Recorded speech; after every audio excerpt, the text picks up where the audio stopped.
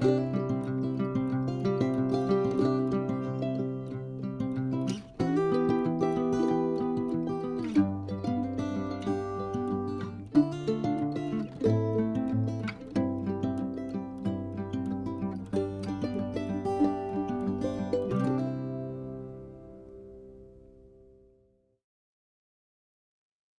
everyone, I'm Lori with Behavior Education at Spirit Keeper Animal Sanctuary. This week for Serpentes Sunday, we're going to go over a process that I go over not only for myself, but I go through this process with my clients, and that is choosing the best snake for you.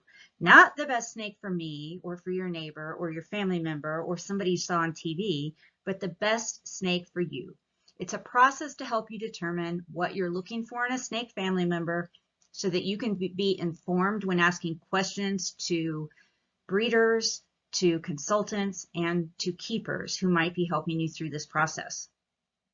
To make this process successful, you need to first start by just brainstorming what your ideal life with your snake looks like. And this, you can just get crazy with this. You can do it on a scrap paper on your computer. You can do it in a voice memo, but just list out all of the crazy or not so crazy things that you envision doing with your snake, and just how you would want your ideal and perfect and fantasy life to be with your snake. You know, how would it be if everything was possible and could be exactly how you imagine in your brain? This is your wish list of your snake and your life with them. That's the first step. From there, then, we need to narrow things down to something that's a little bit more realistic. So you take that big list that you made, and now you look at all those things that you wrote down or recorded or typed out on your computer, or however you did this. Maybe you drew it in pictures. I don't care. It's just your process. But now we're going to narrow it down to some things that are more doable.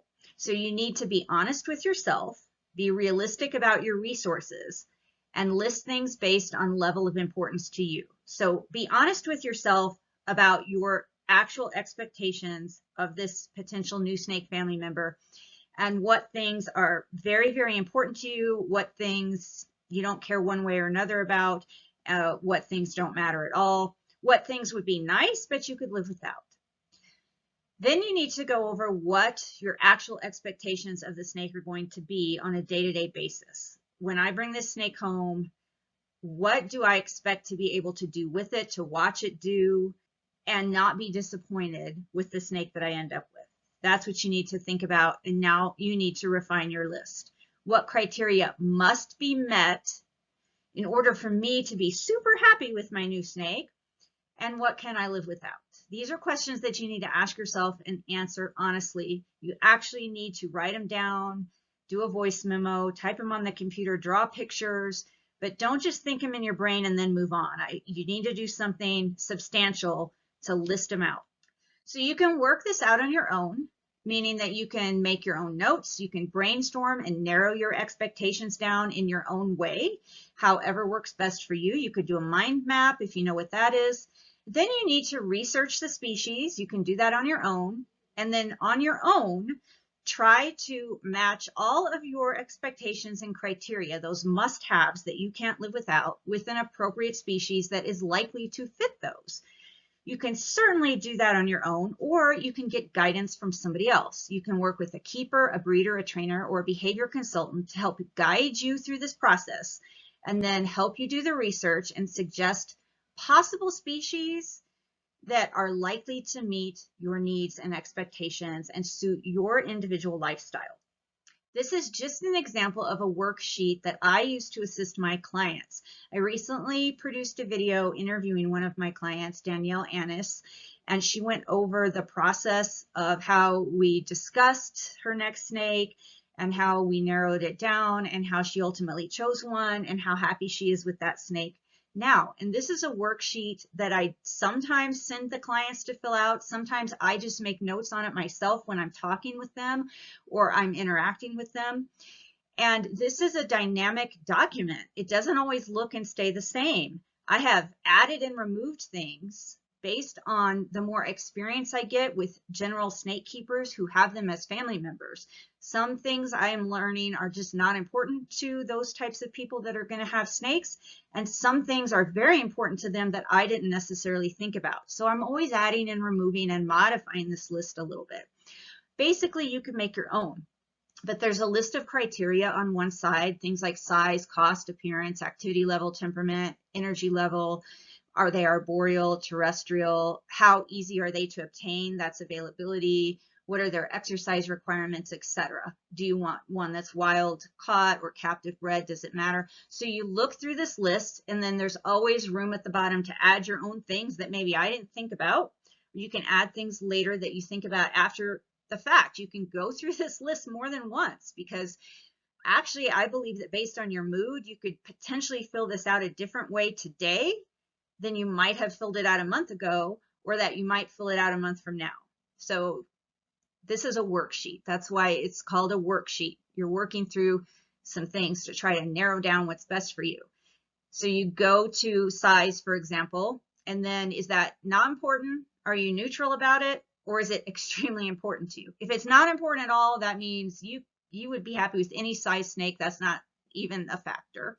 Neutral means, yeah, you have a size in mind, but it could go a little bit one way or the other. And very important is, yes, I have to have a snake that stays under 4 feet or is between 4 and 6 feet, or, you know, you've got a specific requirement.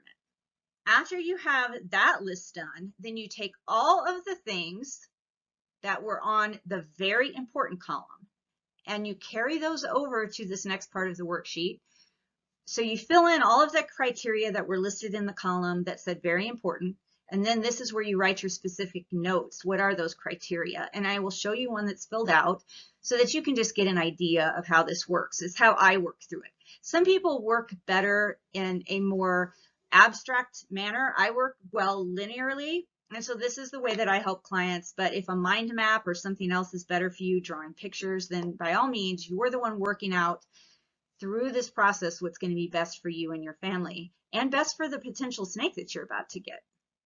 So if I was filling this out for me, myself, and this is how I would fill it out. Size is very important because I don't want something too small or too large.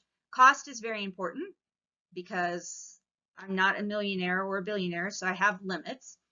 Appearance, I'm neutral about. Activity level, temperament, trainability are all very important to me because I'm a behaviorist and a trainer. I want to be able to really focus on those activities with the snake. Time of day or night they're most active, not important to me at all. I will modify my schedule around the snakes. Diet, very important. I just don't want to have a snake that, for example, would only eat live or has a diet that's a food that's very difficult to obtain. So that is important to me. Climate requirements, I'm neutral on. You know, I can go either way on that. I can modify things as is necessary for the snake. Arboreality or terrestriality, that is important to me. I like snakes that climb. So, and you remember, we're being honest with ourselves when we fill this out. Availability, I'm neutral on. Life expectancy, I'm neutral on. Exercise requirements, space requirements, whether they're wild caught or captive bred. Energy level, types of activities they would normally engage in as a species. All of those things are very important to me. And then I added under other things, visibility. So it's very important to me that I can see the snake a lot. I like to see the snake, even if they're sleeping, even if they're resting, I just like to see them. Now, handleability, I didn't write in. One of my clients, more than one client, listed that under others as something that is very important to them. Notice that I didn't even think of handleability because that's not of major importance to me, but it's of major importance to most people that are going to have a snake as a family pet. So as I evolve this document, I've since included handleability in the main list of criteria that's actually typed out, and people no longer have to just write it in separate. So now I have my very important list, and I'm going to carry those things over to this where I'm going to make specific notes. So size, 4 to 8 feet, cost $0 to $2,500, activity, moderate activity, temperament, bold, curious, calmly engages with their environment, trainability, likely to do well at target training. It's something I enjoy doing with the animals. Diet, frozen thawed rodents or birds. Arboreality, I want a snake that likes to climb. Exercise requirements, moderate. Space requirements, moderate, 4 to 8 foot enclosure size. Captive, born, and bred, that's what I like to support. Energy level, moderate. Activities, I like snakes that are explorative. They like to do roaming, climbing, and they like to watch activities around them. Visibility is important to me. I like snakes that are visible often, prone not to hide, or they do minimal hiding. That's my personal list. If I was filling this out for me, you're going to fill out a list that might look completely different than this because it's for you and your lifestyle and your budget and what you can accommodate and your expectations. A lot of my clients add handleability here. So obviously that is something that was so widespread among my clients. I've since added it to my standard form. Also, something that clients typically will add is bitiness. You know, how likely is the snake to bite if we screw up? So this is just an example. Again, this list is going to be for you and specific to your needs and requirements. So finally, once you've worked through this or a similar process, or you have worked with a trainer, a keeper, a friend, a behavior consultant like me, and worked through this process, you can do your own research, or you can get assistance investigating how these qualities match up with specific species that are available. And you want to make sure that you find a suitable match for your lifestyle, your expectations, the criteria that you've listed down, and any parameters as far as keeping, budget, space, exercise, all of these things. You want to make sure you're finding a species that is likely to match. Now remember, these are living things, and there's going to be variability in temperament, in personality, and in the size that they get. There can be a little variability in size among species. And so I say likely to fit, likely to match, because there's always going to be outliers. But if you do your due diligence, if you work hard to research yourself, or if you work with a behaviorist or a trainer or another consultant, then you can usually hone it down to, if I get this species, there's a high likelihood it's going to work out for me, with the understanding that they're living things and there are outliers. Remember, as you go through this process, whether on your own or with a helper, be honest with yourself about what is truly important to you and what is within your means to obtain and properly care for, because we're not just thinking about you, we're thinking about the snake's well-being and the snake's welfare also. Don't rush the process. Take your time to consider options, investigate what is likely the best match and the best place to obtain your snake. And then, if necessary, save up money for the purchase, adoption, and supplies. This is an important part of your life, and it's going to be a lifetime family member. It's worth an investment, and it's worth taking your time to make sure that you choose what is likely going to be the correct one. Work with a knowledgeable keeper, trainer, breeder, or behavior consultant who can assist you objectively. And that's super important, because sometimes when we work with friends or our buddies, or they want to try to push you into getting a snake they like. But you have to get a snake that you like and that is going to fit your lifestyle, your expectations, and what you can manage. So I have my favorite snakes. I know what kind of snake I would get if I was adding another one. That might be completely the opposite and different from what you're going to add. So whoever's helping you really needs to be objective about the process and not have anything predetermined in mind when they start helping you with this. And then you need to have a level of objectivity too, and be honest with yourself that even though you might have wanted a specific snake because of how it looked, or because you know other people that have them, it may actually not be the best suited species for you to have. So when you know what you want, check the reputation of breeders, shops, and rescues for their professionalism, communication, and ongoing support services once you have the snake, before you decide where you're going to get it. Well, best wishes to you and all of your future snakes. Remember to always be kind and love your animals. And if you have any further questions or need assistance from me, I can be reached at BehaviorEducationLLC@gmail.com. at behavioreducation.org. I do both group and private consulting on patreon.com/behavioreducation. And you can find me on social media. That includes Facebook, Instagram, LinkedIn, Twitter, YouTube, and of course, Patreon. And that's all, folks. No, I lied. I have one more thing for you, a very important announcement that you can find some really helpful roundtables on the Animals at Home Network. You can find these in podcast form on any podcasting app, or you can go to YouTube under Animals at Home Network. Now, they have lots of other great, very educational videos and interviews, but I want to draw your attention to the roundtable series. I was fortunate enough to be invited to participate in a few of these, and it brings together very knowledgeable people in certain aspects of reptile keeping and progressing reptile care, and just gets them talking.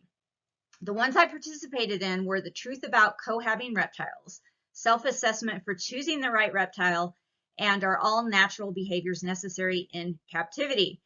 Well, I'm bringing your attention to this one I've highlighted in yellow, self-assessment for choosing the right reptile.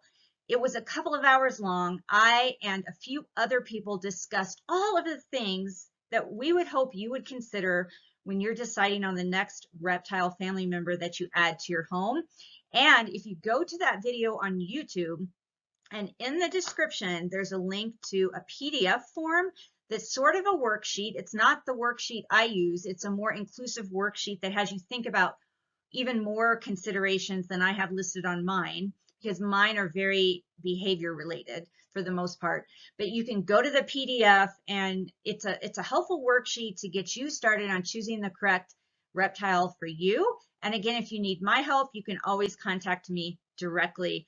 Thanks again for watching, for spending your time with me. And until next time, always remember to be kind and love your animals, both your present animals and any future animals that you might add to your family.